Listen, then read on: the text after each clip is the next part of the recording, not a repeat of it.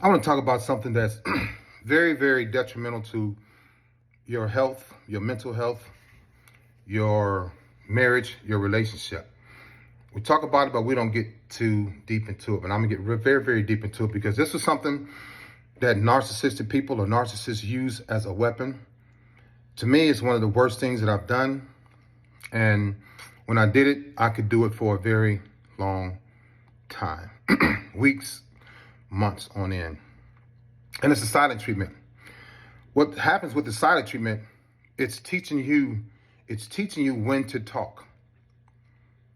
Because what happens is they will slowly go into silent mode. They'll deny that they're mad. And what they'll do is start removing the communication from the relationship. Women like to talk. Women like to know what's going on. Women like to be in the know. Women like to know that their husband or boyfriend cares or is concerned or has something to say. But the silent treatment teaches you when to talk and then what to say when you talk. The silent treatment removes your voice. That's what really happens. The silent treatment will control the entire household. I gave the silent treatment to my kids, and my ex-wife was like, Leon, when you brought them back home, they said you didn't talk to them the whole weekend. And I thought about it, I'm like, yeah, no, I didn't talk to them. So the silent treatment is not just for the husband or wife. The silent treatment is for the kids. For the kids that are not doing what the husband or wife, mother, father says, or also to hurt the kids, to hurt the mother, to hurt the kids, to hurt the father. So the silent treatment removes your voice. It controls the household. It makes the tension in the household extremely thick. What happens also is the silent treatment will starve you of communication. Like I mentioned earlier, women like to communicate. They like to know. They like to hear things. I love you. How was your day? What are we doing next week? How are you feeling? Is there anything I can do better? Communication. The silent treatment teaches you when to talk, to back off, to leave me alone, or else I'm gonna give you the silent treatment.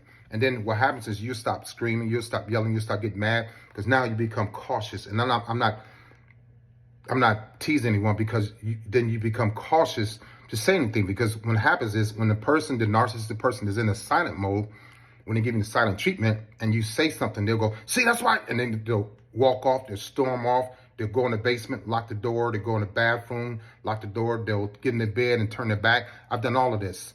Silent treatment is also to make you feel less than you really are. If you're a strong woman, if you're a strong man, if you have a great personality, people love you, and your narcissistic person is jealous of that, they'll remove the communication part, even through touch.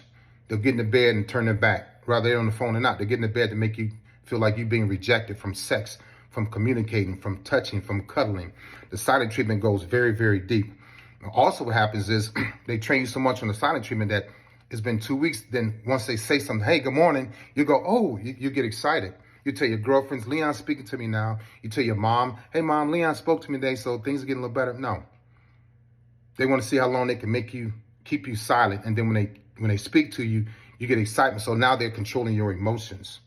People go, hey,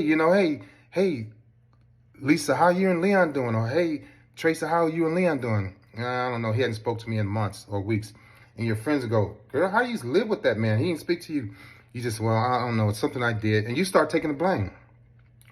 But the deepest part, the most darkest part about the silent treatment here is when they train you to lose your voice, when they train you to talk with you, when they want you to talk, when they train you to be quiet, when they want you to be quiet, when they train you to not say anything when they get in bed and you're horny and they don't want to have sex and turn it back to you, you don't do anything, you just turn your back and you cry yourself to sleep.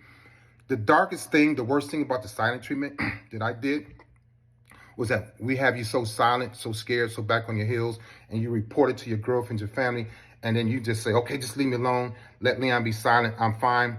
One of the biggest things that they do the silent treatment is so that they can cheat in silence. So when they're cheating, you don't ask any questions.